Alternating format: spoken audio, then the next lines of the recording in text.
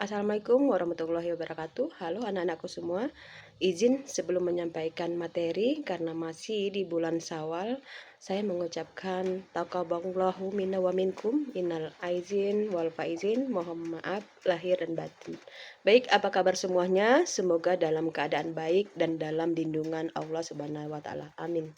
Pada hari ini kita akan mengkupas kajian mengenai konsep dan urgensi konstitusi dalam berbangsa dan bernegara, di mana konstitusi mempunyai artian dalam dua arti sempit dan konstitusi dalam arti luas. Berikut ini penjelasannya. Yang pertama yaitu dalam arti sempit. Konstitusi merupakan suatu dokumen atau seperangkat dokumen yang berisi aturan-aturan dasar untuk menyelenggarakan negara.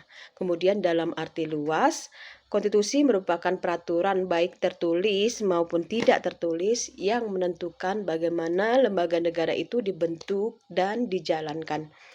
Kemudian konstitusi merupakan hukum dasar suatu negara. Jadi setiap negara pasti memiliki konstitusi karena tanpa adanya konstitusi negara tidak mungkin terbentuk.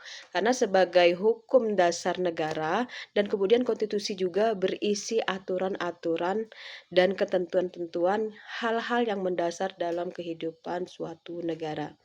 Jadi segala praktik-praktik dalam penyelenggaraan negara harus didasarkan pada konstitusi. Inilah yang menjadi alasan perlunya konstitusi dalam kehidupan berbangsa dan negara, karena pada dasarnya konstitusi ini dijadikan sebagai hukum dasar negara dan hukum tertinggi, di mana kalau di Indonesia konstitusi yang tertinggi itu diduduki oleh Undang-Undang Dasar 1945, yang mana di dalam undang-undang itu terdapat dokumen formal yang berisi sebagai berikut. Yang pertama yaitu hasil perjuangan politik bangsa di waktu masa lampau. Kemudian yang kedua yaitu perkembangan ketatanegaraan bangsa Indonesia.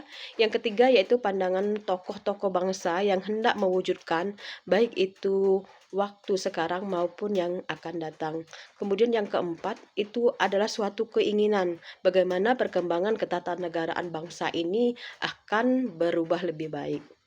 Konstitusi juga mempunyai fungsi sangat penting di mana dia mempunyai dua, yaitu pertama membagi kekuasaan dalam negara, kemudian kedua yaitu membatasi kekuasaan antara pemerintah dan penguasa dalam negara. Jadi ada tiga hal yang diatur dalam sebuah konstitusi.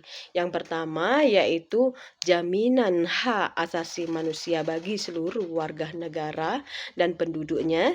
Kedua, sistem ketatanegaraannya yang mendasar. Dan ketiga yaitu kedudukan, tugas, dan wewenang lembaga-lembaga negara.